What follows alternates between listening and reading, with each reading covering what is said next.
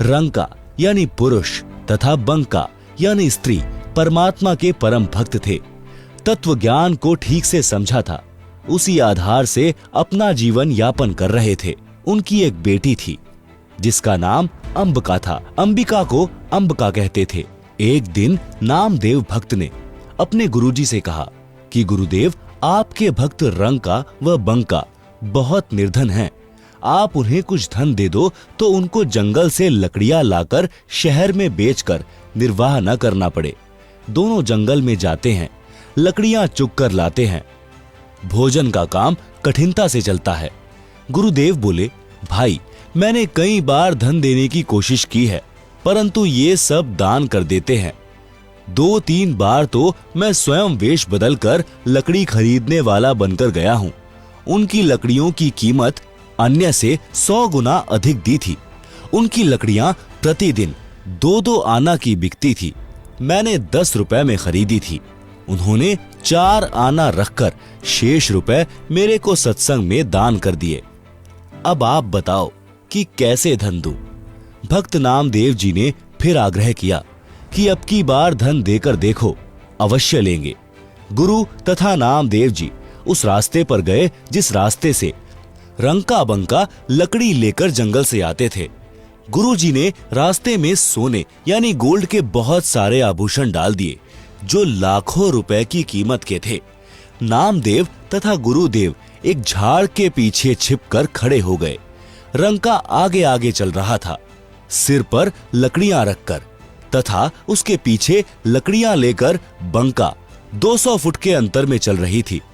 भक्त रंका जी ने देखा कि स्वर्ण आभूषण बेशकीमती हैं और बंका नारी जाती है। कहीं आभूषणों को देखकर लालच आ जाए और अपना धर्म कर्म खराब कर ले, इसलिए पैरों से उन आभूषणों पर मिट्टी डालने लगा। भक्तमती बंका भी पूरे गुरु की चेली थी। उसने देखा कि पतिदेव गहनों पर मिट्टी डाल रहा है, उद्देश्य भी जान गई। आवाज लगाकर बोली कि चलो भक्त जी, क्यों मिट्टी पर मिट्टी डाल रहे हो? बंका जी समझ गए कि इरादे की पक्की है, कच्ची नहीं है। दोनों उस लाखों के धन का उल्लंघन करके नगर को चले गए। गुरु जी ने कहा कि देख लिया भक्त नामदेव जी, भक्त हो तो ऐसे। एक दिन शाम 4 बजे गुरुजी सत्संग कर रहे थे। सत्संग स्थल रंका जी की झोपड़ी से 4 एकड़ की दूरी पर था। रंका तथा बंका दोनों सत्संग सुनने गए हुए थे। उनकी बेटी अंबिका आयु 19 वर्ष झोपड़ी के बाहर चारपाई पर बैठी थी। झोपड़ी में आग लग गई, सब सामान जल गया। अंबिका दौड़ी दौड़ी आई और देखा कि सत्संग चल रहा था। गुरुजी सत्संग सुना रहे थे। श्रोता विशेष ध्यान से सत्संग सुनने में मग्न थे। शांति छाई थी। अंबिका ने जोर जोर से कहा कि माता जी, झोपड़ी में आग लग गई, सब सामान जल गया। माता बंकी उठी और बेटी को एक ओर ले गई और पूछा कि क्या बचा है। बेटी अंबिका ने बताया कि एक चारपाई बाहर थी, वही बची है। भक्त रंका भी उठकर आ गया था। दोनों ने कहा कि बेटी, उस चारपाई को भी आग के हवाले करके आ जा, सत्संग सुन ले। झोपड़ी नहीं होती तो आग नहीं लगती, आग नहीं लगती तो सत्संग के वचनों का आनंद भंग नहीं होता। अंबिका गई और चारपाई को झोपड़ी वाली आग में डालकर सत्संग सुनने आ गई। सत्संग के पश्चात घर गए। उस समय का खाना सत्संग में लंगर में खा लिया था। रात्रि में जली झोपड़ी के पास एक पेड़ के नीचे बिना बिछाए सो गए।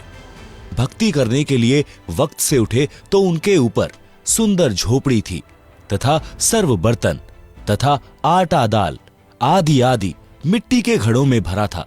उसी समय आकाशवाणी हुई कि भक्त परिवार, यह परमात्मा की मेहर है, आप इस झोपड़ी में रहो, यह आज्ञा है गुरुदेव की। तीनों प्राणियों ने कहा कि जो आज्ञा गुरुदेव। सूर्योदय हुआ तो नगर के व्यक्ति देखकर आश्चर्यचकित रह गए कि जो झोपड़ी दूसरे वृक्ष के साथ डली थी उस पुरानी की राख पड़ी थी। नई झोपड़ी 1 सप्ताह से पहले बन नहीं सकती थी। सबने कहा कि यह तो इनके गुरुजी का चमत्कार है। नगर के लोग देखें और गुरुजी से दीक्षा लेने का संकल्प करने लगे। हजारों नगरवासियों ने दीक्षा ली। यह सब लीला परमेश्वर कबीर जी ने काशी शहर में प्रकट होने से लगभग 200 वर्ष पूर्व की थी। उस समय भक्त नामदेव जी को भी शरण में लिया था।